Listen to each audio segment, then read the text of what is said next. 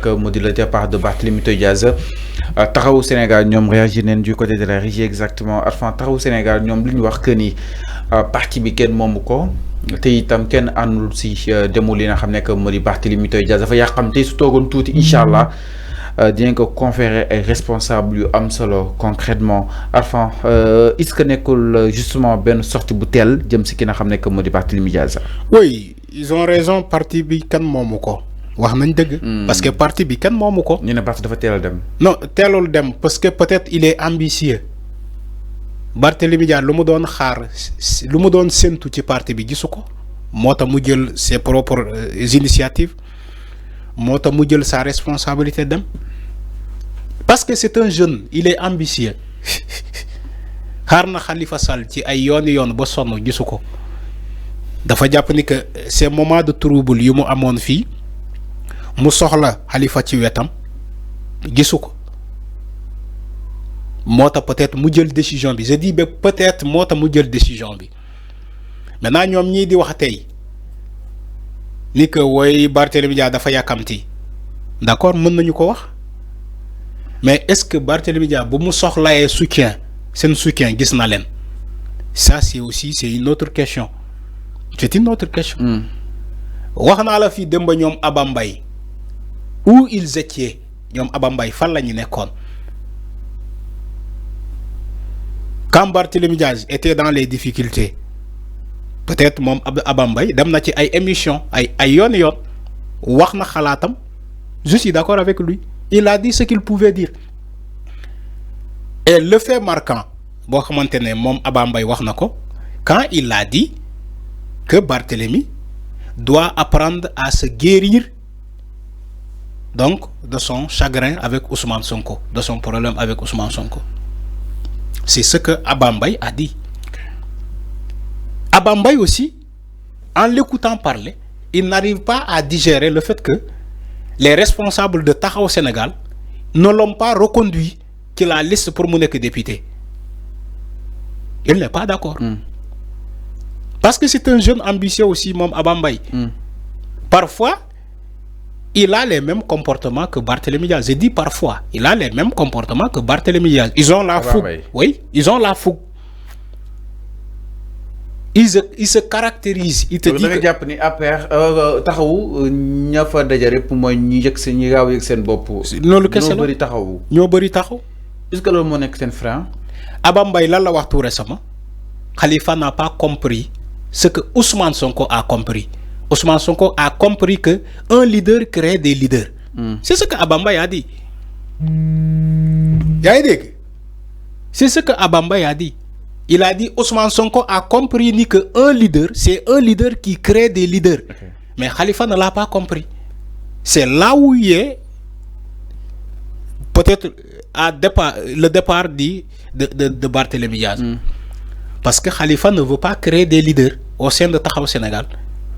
Le départ de Aba Mbaye présumé parce que Khalifa ne veut pas créer des leaders.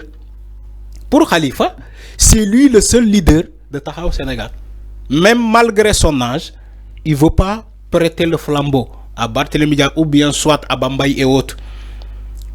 Aba Mbaye dafa mere Khalifa Sall est-ce que xam nga ko. Donc am na foo xam su fa tolloo si yoon comme ni Moussa Faye Niass def. Mais loolu la. Joxe exactement le flambeau. Il faut créer des leaders. Un leader qui crée des leaders.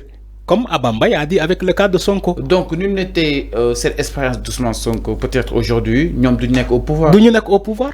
Ousmane Sonko. Mais avant, quand on parle d'expérience, Khalifa moo ëpp fuuf. Oui, Ousmane exactement, exactement. Je suis d'accord avec toi. Aba Mbaye war a mën a waxee que ni nañ jël le modèle d'Ousmane Sonko. Oui, xam nga quand il me dit expérience ci politique, amaana Khalifa Sall moo ëpp Ousmane Sonko expérience.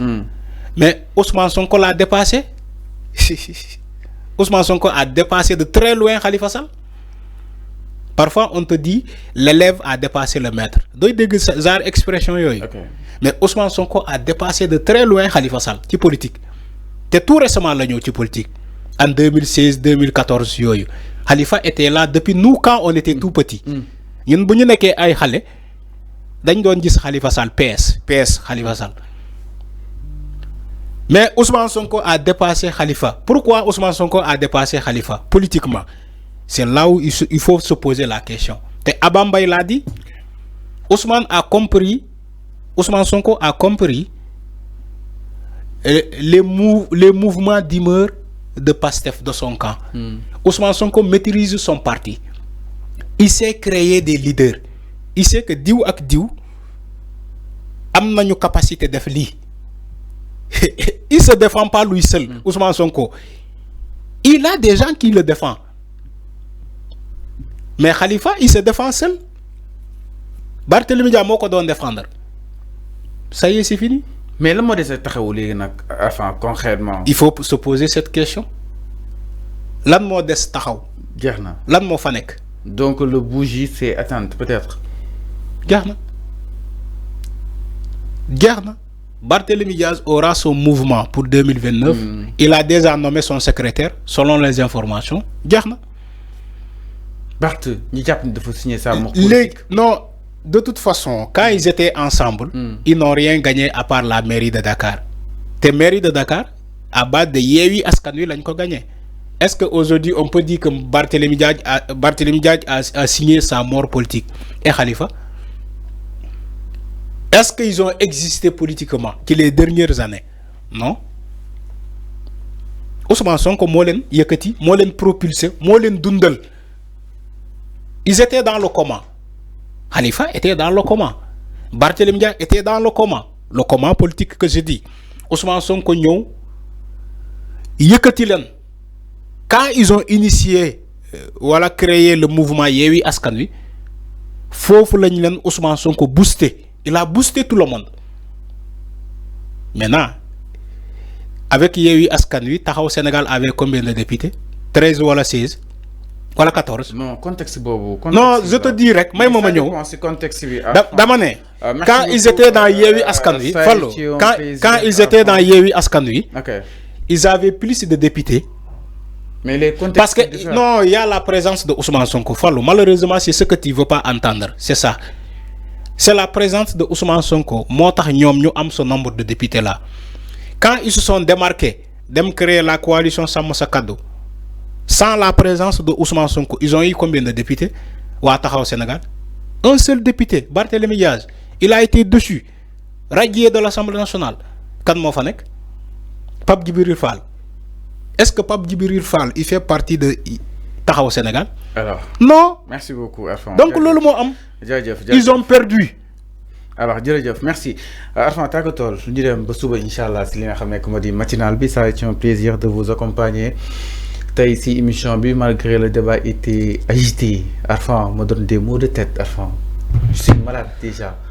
Alors, Takotol, téléspectateur, gars, donc je te prête ma tablette. Tu n'as pas de tablette. Alors,